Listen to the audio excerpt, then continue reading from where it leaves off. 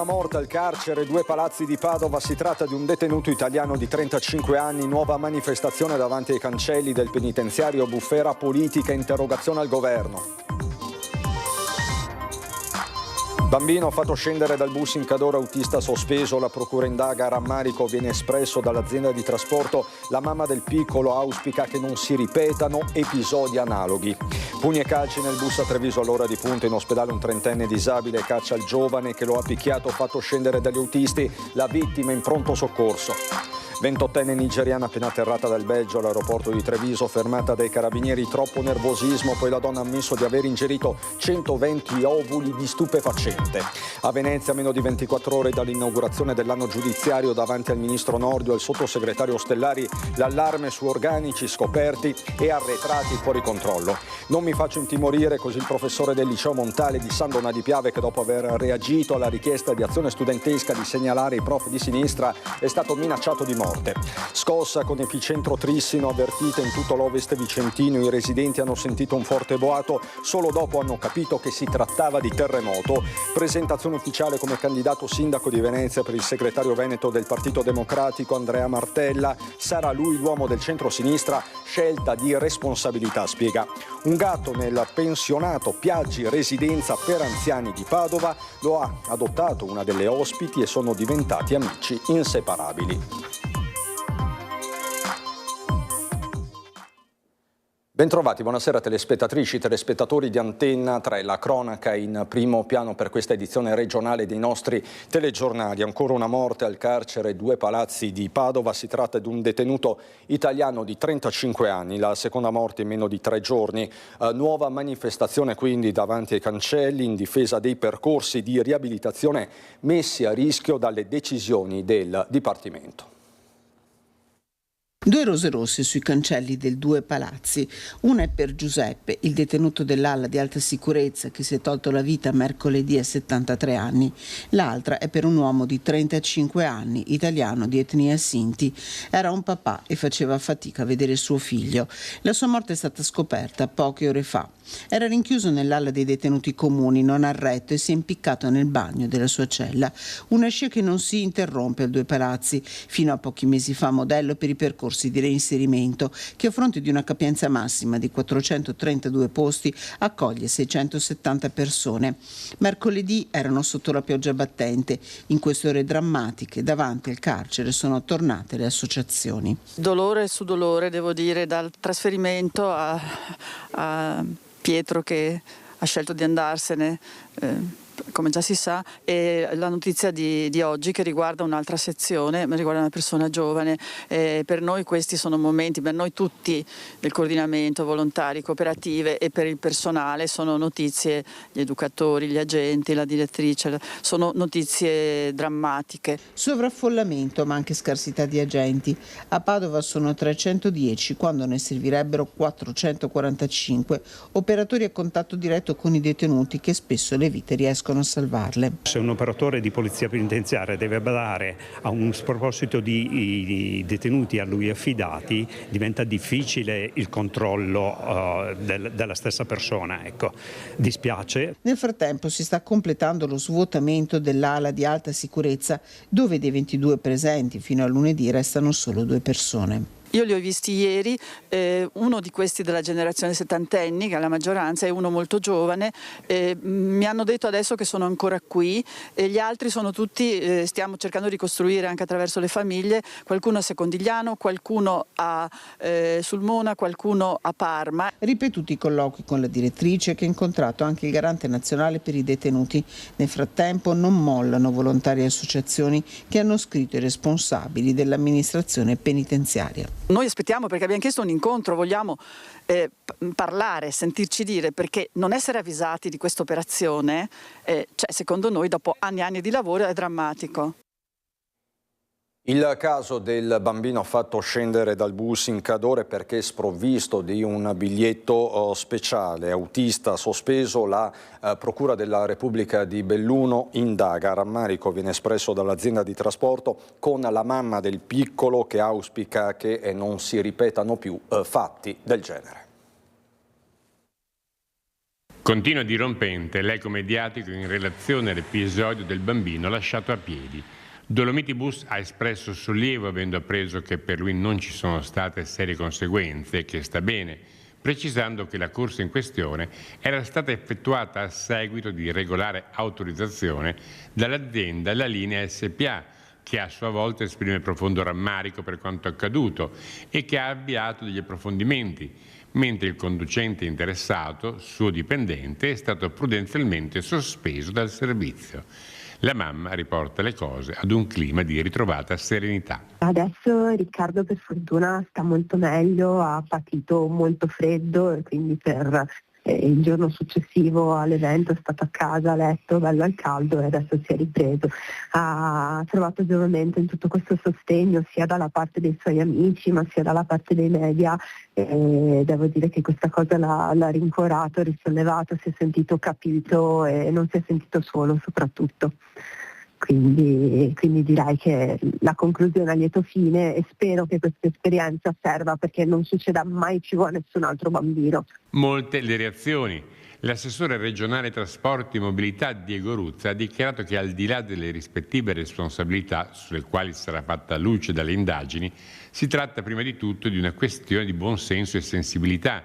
Il comportamento più corretto e sicuro sarebbe stato quello di accompagnare il bambino a destinazione e solo successivamente richiedere alla famiglia la regolarizzazione del titolo di viaggio. Trovo che dovremmo usare un po' di buonsenso e anche un po' di consapevolezza. Un bambino sempre non si lascia da solo, mai.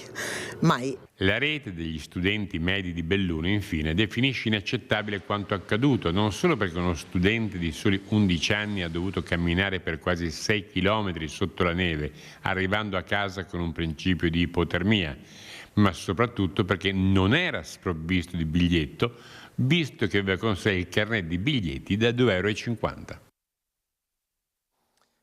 Risaliamo su un bus, quello della linea 120 tra Treviso e Vittorio Veneto, dove si sono vissuti attimi concitati. In ospedale è finito un 30enne disabile, caccia al giovane che lo ha aggredito e che è stato fatto scendere a Santa Maria del Rovere. Momenti di paura all'interno del bus 120 Vittorio Veneto Treviso. All'altezza degli istituti scolastici di Lancenigo sono salite diverse persone. Ad un tratto, per motivi ancora da chiarire, fra due passeggeri è iniziato un violento litigio. Un 30enne disabile residente a Treviso ed un giovane. Dalle parole ai fatti sembra che il primo ad alzarsi sia stato il 30enne, ma poi la situazione è degenerata. Calci, pugni e spintoni sotto gli occhi impauriti delle persone presenti. Sul bus in quel momento, oltre all'autista, anche un collega della MOM che si è accorto di quanto stava accadendo ed ha cercato di mettersi in mezzo per evitare il peggio. Alla fermata di Santa Maria del Rovere, di fronte alla chiesa, il giovane è stato fatto scendere mentre il 30enne è rimasto lì all'interno. È stato soccorso, è stato protetto dai due autisti che hanno fatto sicuramente il loro dovere perché hanno fatto bene, sono intervenuti in maniera veloce, hanno arrestato il mezzo, hanno chiamato i carabinieri e quindi hanno posto fine a questa aggressione. L'autista ha chiuso le porte ed ha continuato la corsa fino alla stazione delle Corriere, dove ad attendere il bus c'erano carabinieri e un'ambulanza del suo M118. Il 30enne è stato soccorso dai sanitari e portato in ospedale a Treviso per essere medicato. Devo ringraziare ovviamente gli autisti che si sono comportati nel modo più corretto e sono veramente fiero di avere persone che fanno un servizio di trasporto pubblico, che hanno a cuore anche ovviamente la salute e l'incolumità delle persone che sono a bordo. I carabinieri, allertati dagli autisti, hanno immediatamente visionato le telecamere del bus per chiarire la dinamica del grave fatto e per identificare il ragazzo che, fatto scendere a Santa Maria del Rovere, si è poi allontanato.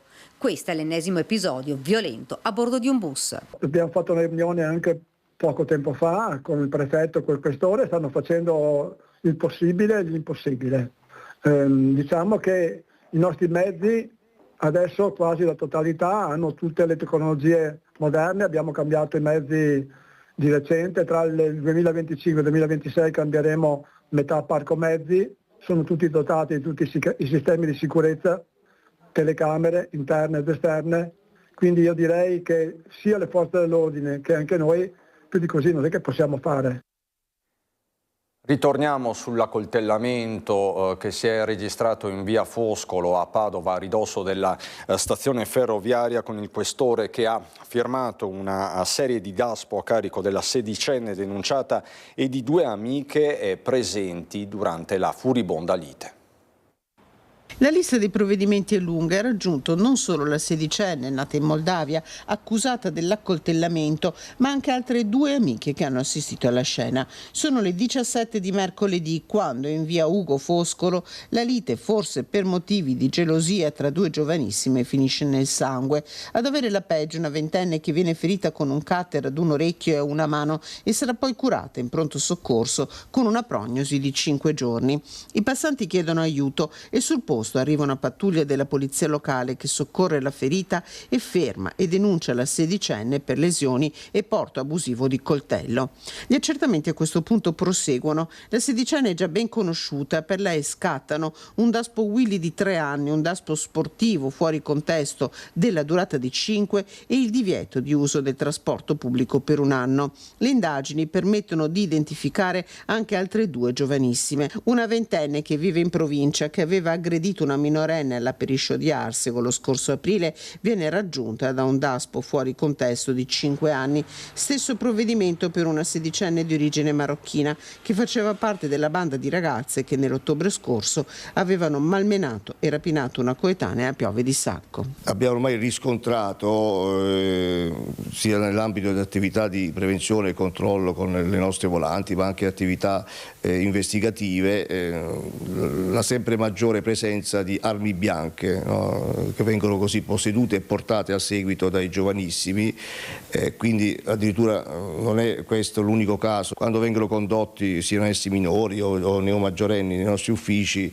vengono convocati i genitori, poi la spiegazione che danno è che girano con la lama, come viene definita nel gergo giovanile, per difesa laddove dovessero essere attaccati. Quindi è tutto un contesto dove c'è tanto da fare, soprattutto a livello di prevenzione con tutte le agenzie.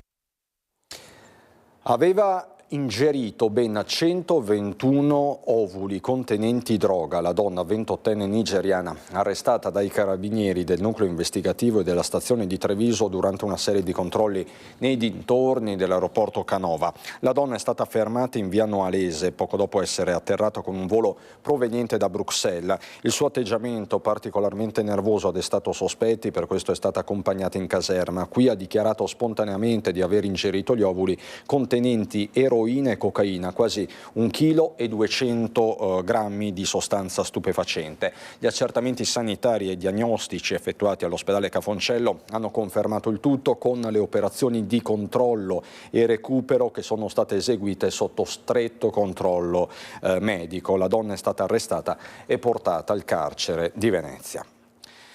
E a Venezia, a meno di 24 ore dall'inaugurazione dell'anno giudiziario che sarà davanti al ministro Nordio, al sottosegretario Ostellari, l'allarme su organici scoperti e arretrati che sono fuori controllo. La situazione è peggiorata per quanto concerne il personale amministrativo ed effettivamente è in ulteriore peggioramento. E il personale amministrativo è indispensabile perché altrimenti i giudici non possono lavorare. La giustizia è al limite. All'inaugurazione dell'anno giudiziario la presenza del ministro Carlo Nordio e del sottosegretario Andrea Ostellari arriva da Venezia un appello diretto al governo. Senza interventi rapidi, avvertono i vertici giudiziari, il sistema non regge più. E adesso ci sono concorsi per assistenti giudiziario che dovrebbero entrare in servizio su tutto il territorio nazionale, 2600 assistenti giudiziari e anche circa 300-400 funzionari UNEP. Non sappiamo quanti saranno destinati al nostro distretto.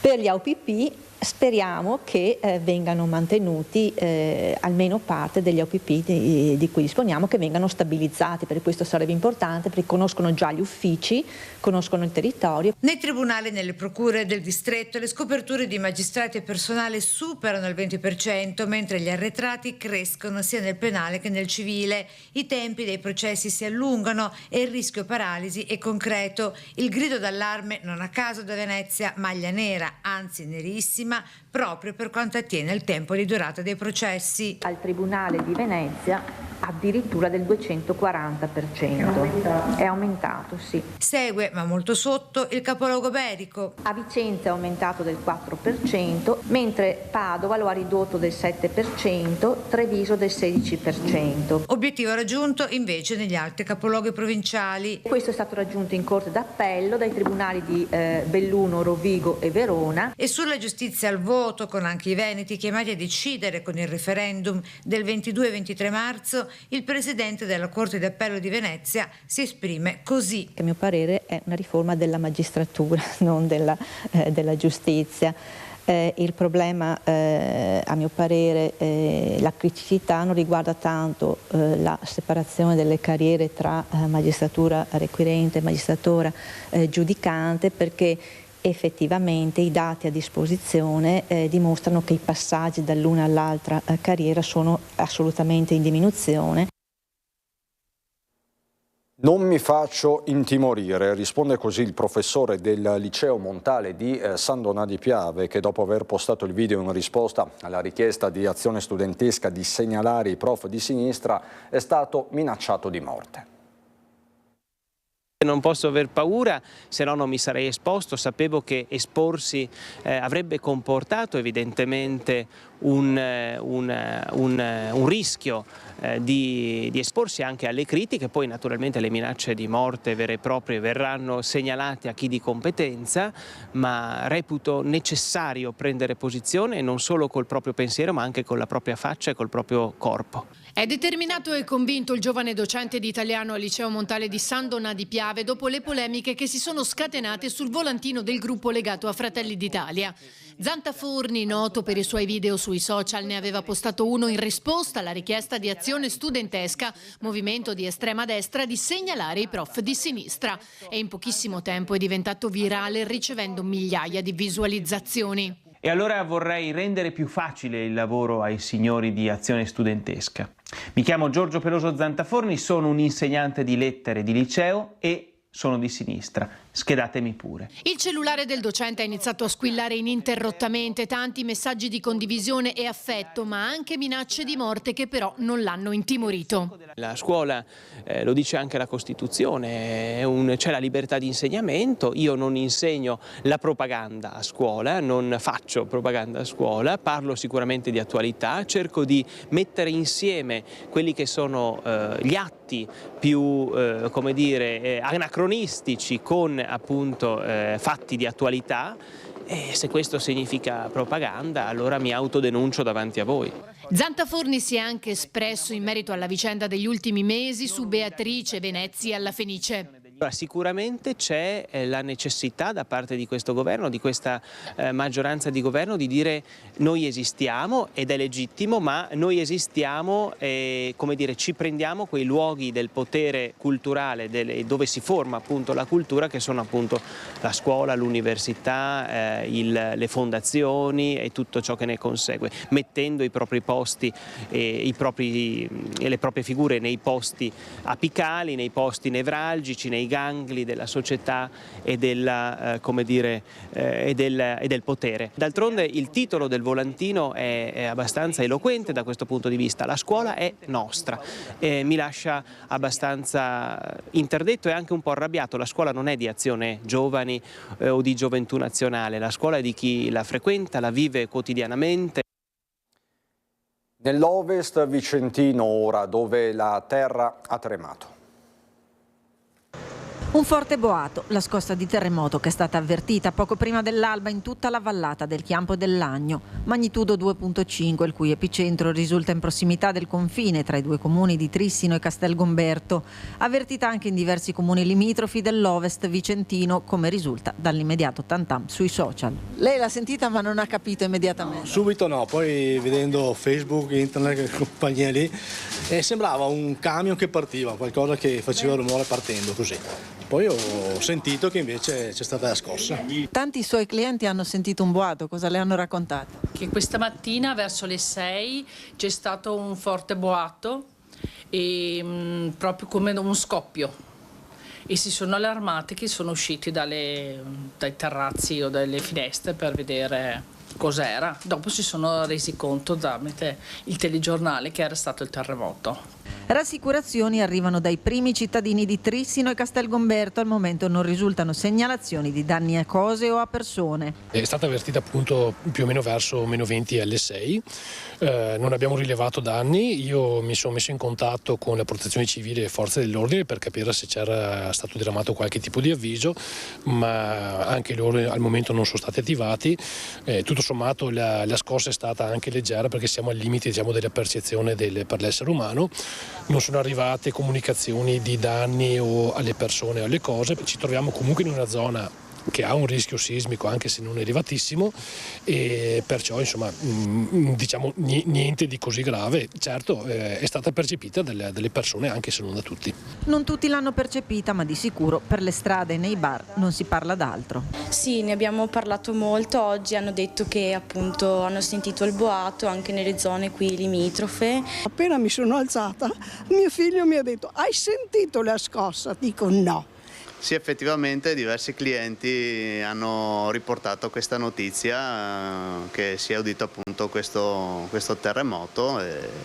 Un boato che ha fatto paura? Ma può essere. La politica, elezioni comunali a Venezia, Andrea Martella ufficializza la sua candidatura a sindaco della città.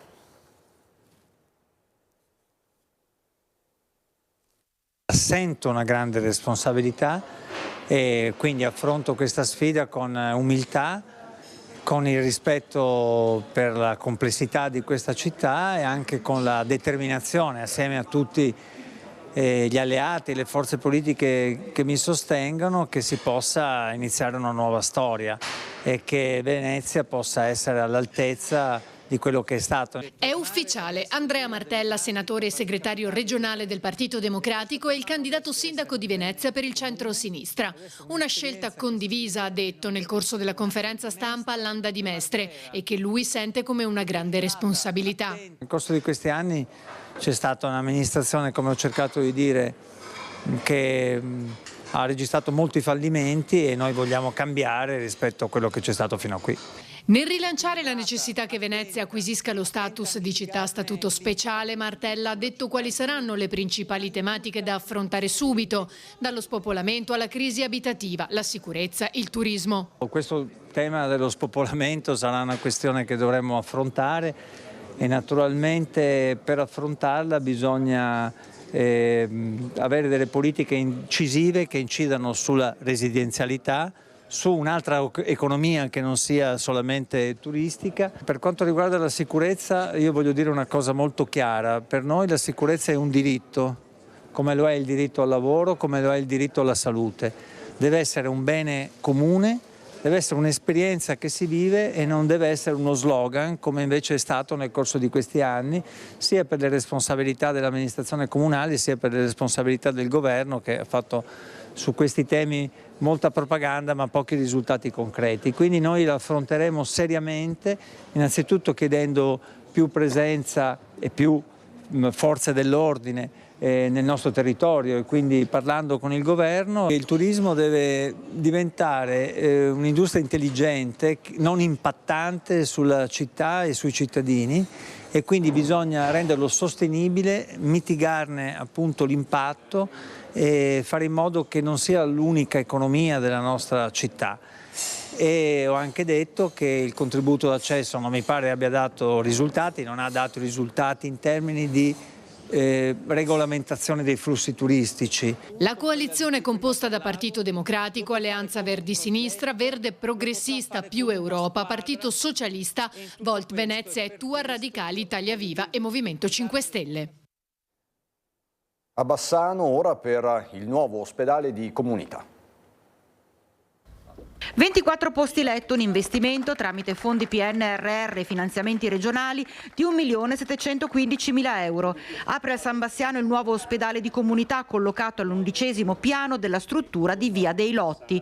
Una realtà rivolta a quei pazienti che necessitano di un grado di assistenza intermedio, fondamentale per venire incontro alla fascia più anziana della popolazione. Alla base il lavoro sinergico regione, strutture sanitarie e territorio. Già dalla prossima settimana istituiremo proprio proprio in regione una task force per le case di comunità, per gli ospedali di comunità, monitorare settimanalmente lo stato di avanzamento, aggiustare quello che c'è da aggiustare, renderle operative. Sono assolutamente fondamentali perché rappresenteranno lo strumento per ridurre gli accessi impropri nei pronto soccorso e soprattutto per permettere alla sanità di essere sempre più territoriale. È un presidio fondamentale, anche perché insomma ricordiamoci, un tempo c'erano le lungodegenze, adesso ci sono gli ospedali di comunità, quindi vanno soprattutto a sostenere le famiglie quando hanno situazioni particolari con fragilità nel periodo post-operatorio oppure post-acuzie, quindi una possibilità di alleggerire la famiglia da un lato e dall'altro ovviamente assistere il paziente in una fase molto delicata. Il direttore sanitario Antonio Di Caprio ci spiega come funzionerà l'ospedale di comunità, il quarto avviato nel territorio gestito dall'UL7 Pedemontana. La richiesta di accesso in ODC può venire tramite la COT o quando il paziente in uscita da una dimissione per acuti in un reparto ospedaliero ha necessità ancora di una stabilizzazione, ma deve avere però un basso livello di necessità assistenziali, quindi una gestione proprio infermeristica.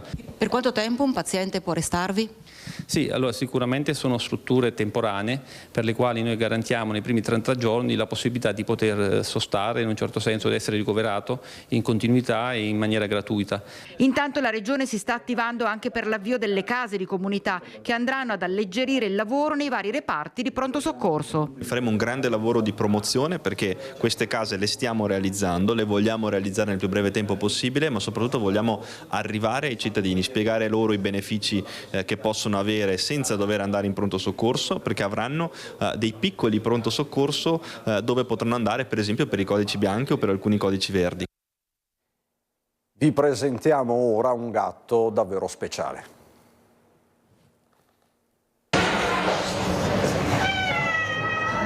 Signore e signori, ecco Silvio, il gatto tigrato, amico inseparabile di Laura Mini Cizzotti, elegante e raffinata ospite del pensionato Piaggi, residenza, albergo per anziani di Alta Vita Ira a Padova, molto conosciuta in città perché presidente del Museo del Precinema di Prato della Valle e appassionata collezionista di lanterne magiche. Un incontro, quello tra il gatto Silvio e la signora Laura, che ha davvero cambiato la vita a entrambi, nato da un desiderio della signora che ha chiesto e ottenuto il permesso alla direzione della residenza. Silvio è stato adottato grazie al servizio veterinario dell'ULS 6, non aveva una casa ed era guarito da una brutta frattura. Adesso Laura e Silvio sono inseparabili, vivono insieme, guardano la TV insieme, si fanno compagnia e si prendono cura l'uno dell'altra con tante fusa e tante coccole. Vi lascio alla sigla e al meteo. Buona serata.